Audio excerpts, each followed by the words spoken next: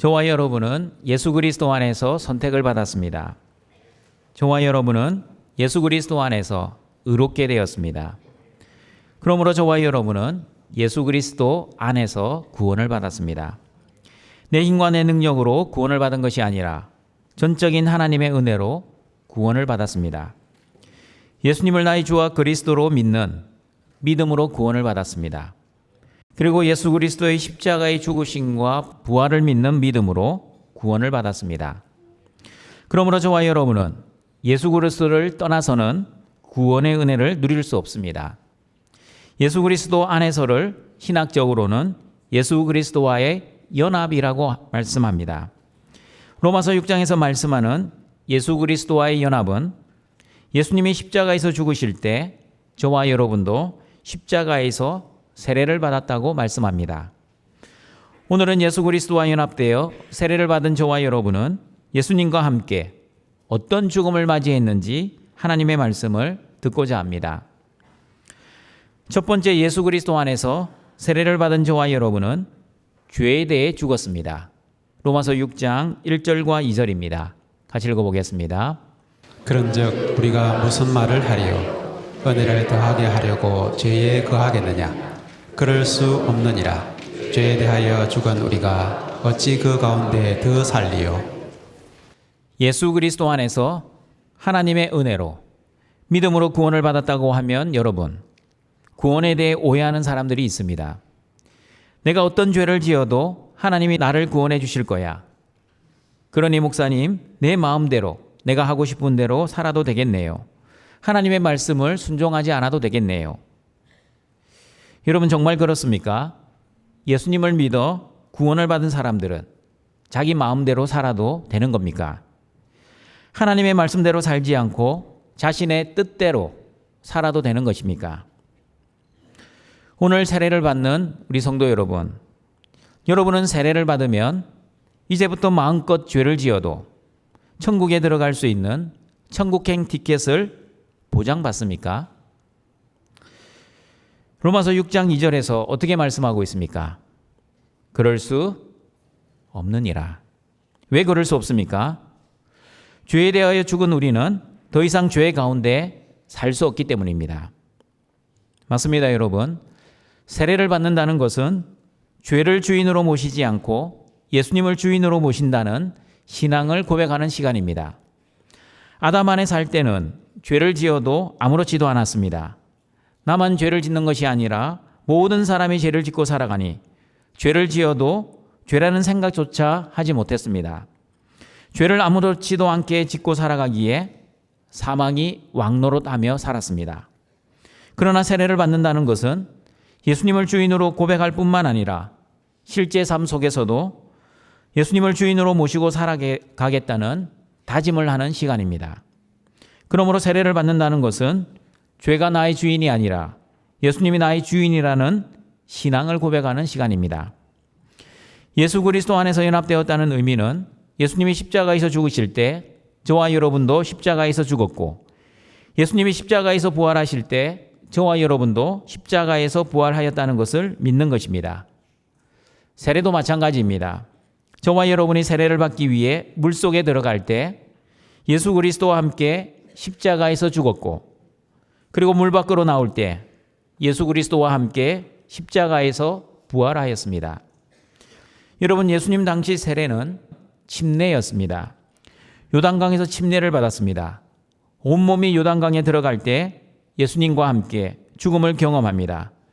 그리고 요단강에 빠져 죽은 몸이 다시 물 밖으로 나올 때 예수님과 함께 부활을 경험합니다. 그러므로 세례는 예수님과 함께 죽고 예수님과 함께 살아나는 것입니다. 세례를 받으면 예수님과 함께 죽었기에 죄에 대해서도 죽었습니다. 죄에 대해 죽었기에 더 이상 죄를 주인으로 모시지 않고 예수님을 주인으로 모시고 살아가게 되었습니다. 그러므로 세례를 받은 저와 여러분은 죄가 더 이상 주인이 아니기에 죄의 지배력과 죄의 통치 아래 살아가지 않게 되었습니다. 그러나 여러분, 오해하지 마십시오. 세례를 받은 성도는 죄를 하나도 안 짓고 살아간다는 의미가 아닙니다.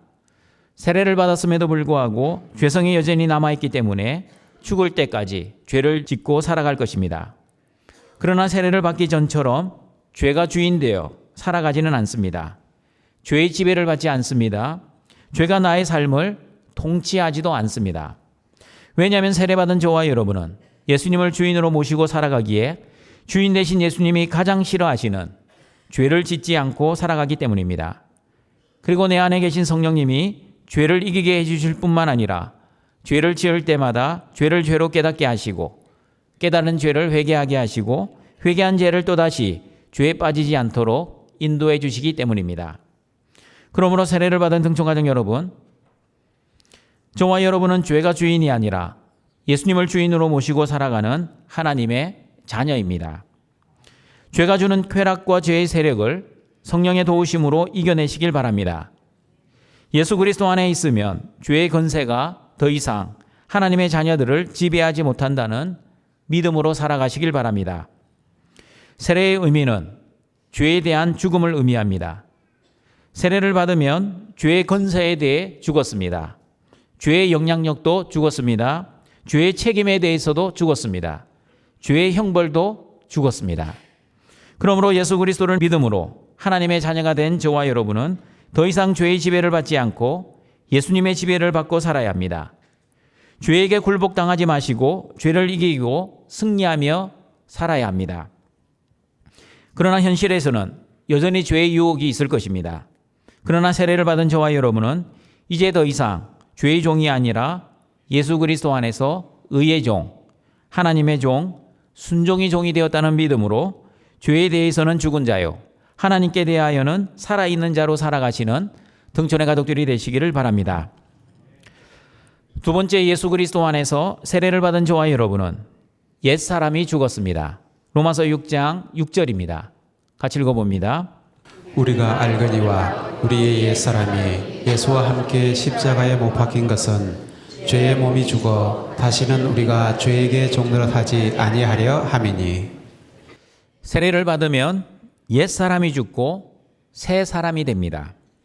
그러므로 고린도후서 5장 17절에서는 저와 여러분은 예수 그리스도 안에서 새로운 피조물이 되었다고 말씀합니다. 같이 한번 읽어보겠습니다. 그런즉 누구든지 그리스도 안에 있으면 새로운 피조물이라.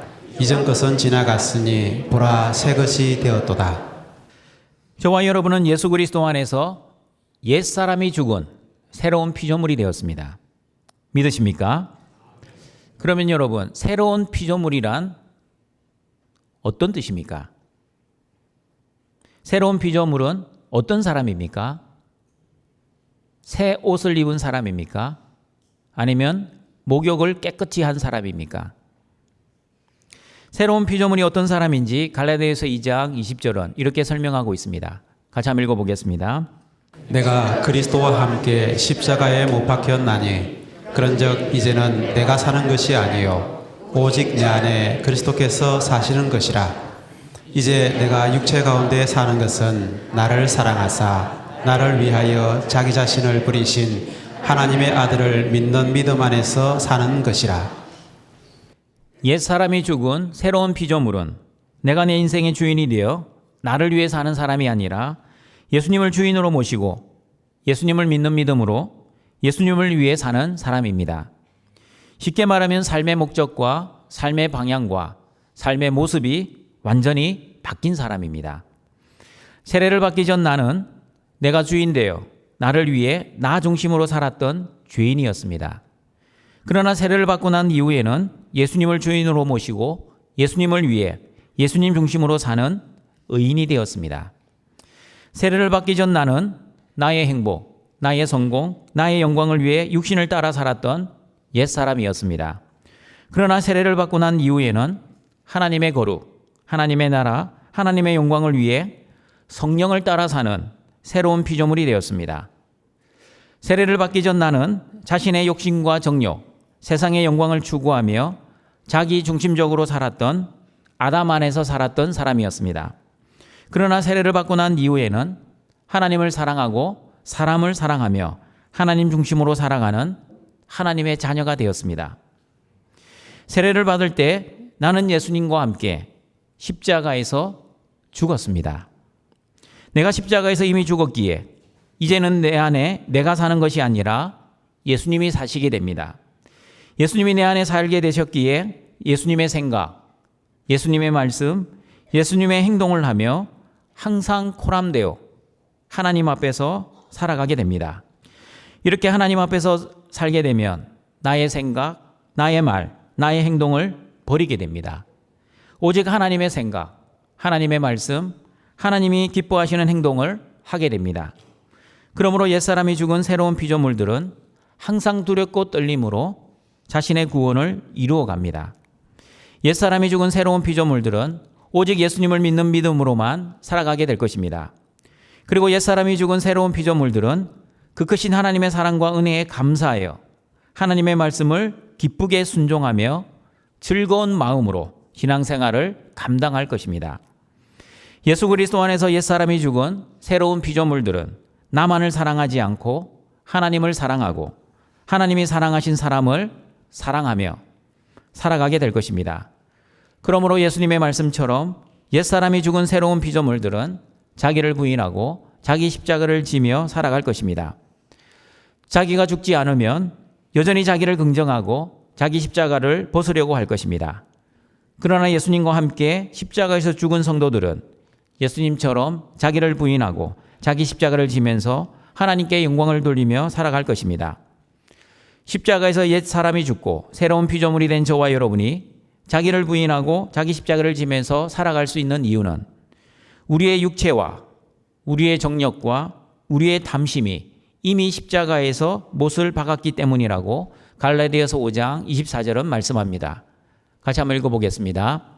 그리스도 예수의 사람들은 육체와 함께 그 정욕과 탐심을 십자가에 못 박았느니라. 그러므로 동청가정 여러분, 예수 그리스도를 믿는 저와 여러분은 육체를 따라 살지 말아야 합니다. 저와 여러분은 육체를 따라 사는 사람들이 아니라 성령을 따라 살아야 하는 사람들입니다. 세례를 받은 저와 여러분은 자신의 정욕을 위해 살지 말아야 합니다.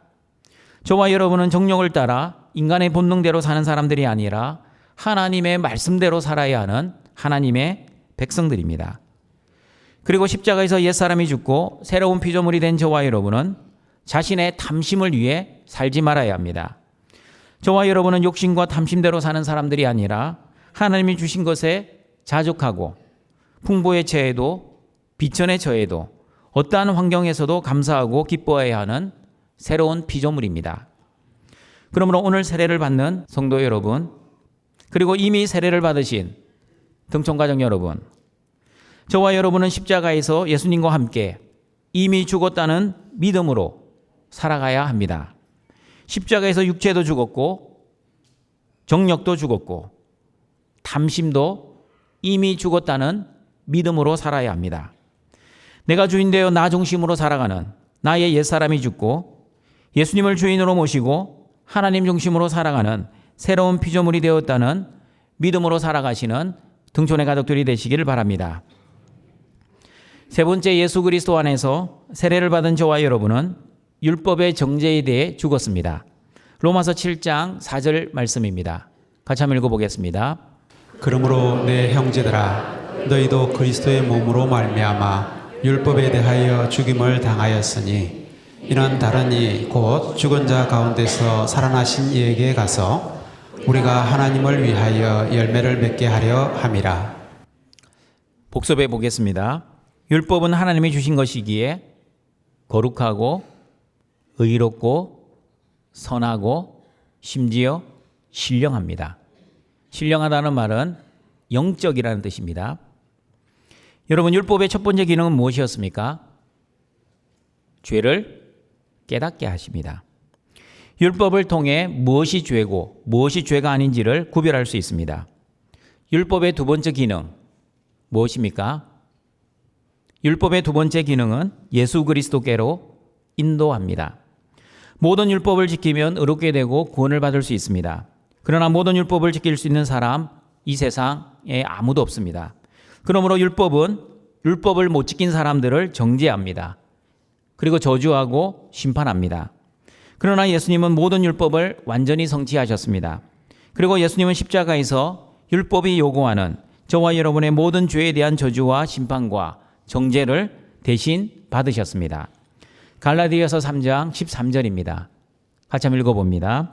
그리스도께서 우리를 위하여 저주를 받은 바 되사 율법의 저주에서 우리를 속량하셨으니 기록된 바 나무에 달린 자마다 저주 아래에 있는 자라 하였습니다. 예수님은 예수님의 죄 때문에 십자가에서 죽으신 것이 아니라 저와 여러분의 죄 때문에 십자가에서 죽으셨습니다. 예수님은 예수님의 죄 때문에 십자가에서 율법의 저주를 받으신 것이 아니라 저와 여러분의 죄 때문에 율법의 저주를 받으셨습니다. 여러분, 예수님은 세례 요한에게 세례를 받으셨습니다. 세례 요한의 세례는 죄의 용서를 받는 세례였습니다. 회개하라, 하나님의 나라가 가까이 왔다는 말씀을 선포한 세례 요한은 임박한 심판을 받지 않기 위해서는 죄를 회개하고 용서를 받아야 함을 말씀하셨습니다. 그런데 여러분, 예수님은 죄가 있는 분이십니까? 아니면 죄가 없는 분이십니까? 예수님은 죄가 하나도 없는 하나님의 아들이셨습니다. 그러므로 세례 요한으로부터 세례를 받으실 필요가 있으셨습니까? 아니면 없으셨습니까? 세례를 받을 필요가 없는 분이셨습니다. 세례 요한도 알았습니다. 예수님, 내가 예수님께 세례를 받아야지 어떻게 예수님이 저에게 세례를 받으십니까? 그러자 예수님은 마태복음 3장 15절에서 이렇게 말씀하셨습니다. 같이 한번 읽어봅니다. 예수께서 대답하여 이르시되 이제 허락하라. 우리가 이와 같이 하여 모든 의를 이루는 것이 마땅하니라 하시니 이에 요한이 허락하는지라. 성경에서 말씀하는 의란 하나님과 올바른 관계를 의미합니다. 죄인들은 하나님과 올바른 관계를 가질 수 없습니다. 왜냐하면 하나님과의 관계를 가로막는 죄 때문입니다. 죄로 인해 하나님과의 관계가 단절되었습니다. 그러므로 예수님은 하나님과 죄인들의 관계를 회복시키고자 죄인들의 죄를 해결하셔야만 했습니다. 그런데 예수님은 죄가 없는 하나님의 아들이셨기에 죄인들의 죄를 용서하시기 위해 죄인들과 같이 되셔야만 했습니다. 그러므로 죄 없으신 예수님이 죄 있는 죄인이 되시기 위해, 다시 말하면 모든 의를 이루시기 위해 세례 요한으로부터 세례를 받으셨습니다. 예수님은 세례 요한으로부터 세례를 받으심으로 죄인이 되시고, 그리고 십자가에서 죽으심으로 저와 여러분의 모든 죄를 용서해 주심으로 하나님의 의를 이루어 주셨습니다. 그러므로 저와 여러분이 구원을 받은 것은 예수님이 십자가에서 저와 여러분의 죄를 위해 죽어 주셨기 때문이지, 내가 구원을 위해 무엇을 열심히 했기 때문이 아니었습니다. 종교 행위나 말씀 순종을 잘했기 때문이 아니었습니다. 내가 지은 죄는 내가 심판을 받아야 하지만 예수님이 나 대신 심판을 받으셔서 모든 율법의 요구와 율법의 정죄를 이루어 주셨습니다. 예수님이 십자가에서 율법의 저주와 율법의 정죄를 받아 죽으셨기에 예수 그리스도 안에 있는 저와 여러분도 율법의 저주와 율법의 정죄를 받지 않게 되었습니다. 그러므로 저와 여러분은 예수 그리스도 안에서 율법의 정죄에서 해방되었습니다. 죽을 때까지 죄만 짓다가 죽을 인생이지만 그 죄로 인해 정죄를 받지 않게 되었습니다. 그러므로 율법은 이제 더 이상 저와 여러분을 정죄할 수 없게 되었습니다.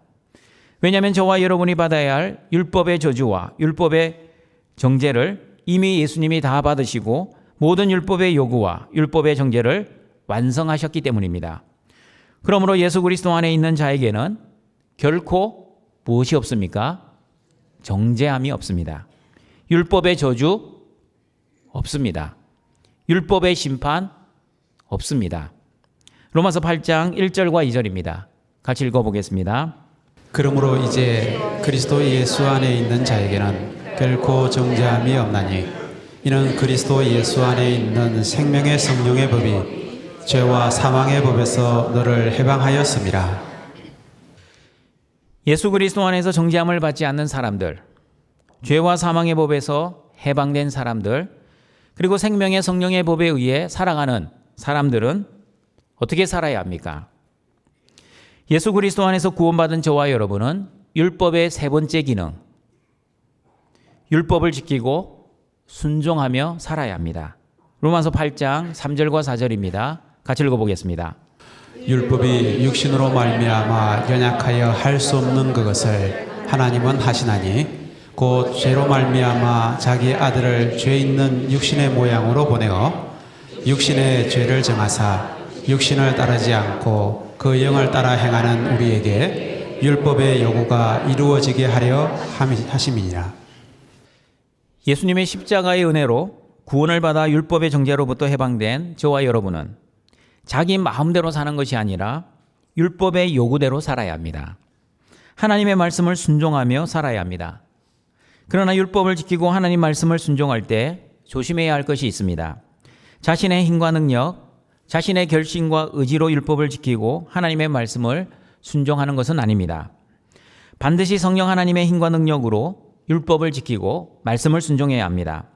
만약 나의 힘과 능력으로 율법을 지키고 말씀을 순종하면 여전히 내가 주인되어 내가 원하는 대로 나의 영광을 위해 율법을 지키고 말씀을 순종할 것입니다. 그러나 성령 하나님의 도우심으로 율법을 지키고 말씀을 순종하면 예수님이 주인되어 하나님이 원하시는 대로 하나님의 영광을 위해 율법을 지키고 말씀을 순종할 것입니다. 그러므로 동청가족 여러분, 예수 그리스도 안에서 모든 율법의 정죄로부터 죽은 사람답게 율법의 정죄인 죄책과 죄의 저주와 심판으로부터 자유롭게 살아가시고 무엇보다도 예수 그리스도의 십자가의 은혜로 구원받은 자답게 모든 율법을 지키고 하나님의 말씀을 순종하여 하나님께 영광을 돌리시는 모든 등촌의 가족들이 되시기를 바랍니다. 말씀을 정리하도록 하겠습니다. 예수님이 십자가에서 죽으실 때 저와 여러분은 예수님과 함께 세례를 받았습니다. 예수 그리스도와 함께 세례를 받은 저와 여러분은 첫 번째 죄에 대해 죽었습니다. 세례를 받은 저와 여러분은 죄가 더 이상 주인이 아니라 예수님이 주인이시기에 죄의 지배와 죄의 통치 아래 살아갈 수 없게 되었습니다. 내 안에 계신 성령님이 죄를 깨닫게 하시고 죄를 회개하게 하시고 그리고 죄를 이기고 승리할 수 있도록 저와 여러분을 도와주실 것입니다. 그러므로 죄의 지배를 받는 죄의 종, 사망의 종, 율법의 종으로 살지 마시고 성령의 지배를 받는 의의 종, 하나님의 종, 순종의 종으로 살아가시길 바랍니다. 두 번째, 예수 그리스도 안에서 세례를 받은 저와 여러분은 옛사람이 죽었습니다. 내가 주인되어 내 뜻과 내 욕심과 정력과 내 영광을 위해 사는 자기 중심으로 육신을 따라 사는 옛사람이 죽고 예수님이 주인되어 하나님의 뜻과 하나님의 거룩과 하나님의 영광을 위해 사는 하나님 중심으로 성령을 따라 사는 새로운 피조물이 되었습니다. 새로운 피조물답게 여러분의 육체와 정력과 탐심을 십자가에 못 박고 자기를 부인하고 자기 십자가를 지며 어떠한 환경 속에서도 감사하며 기뻐하며 기도하며 살아가시길 바랍니다. 세 번째, 예수 그리스도 안에서 세례를 받은 저와 여러분은 율법의 정죄에 대해 죽었습니다. 예수님이 십자가에서 율법의 정죄와 율법의 저주를 받으셨기에 저와 여러분은 이제 더 이상 율법의 정죄와 율법의 저주를 받지 않게 되었습니다.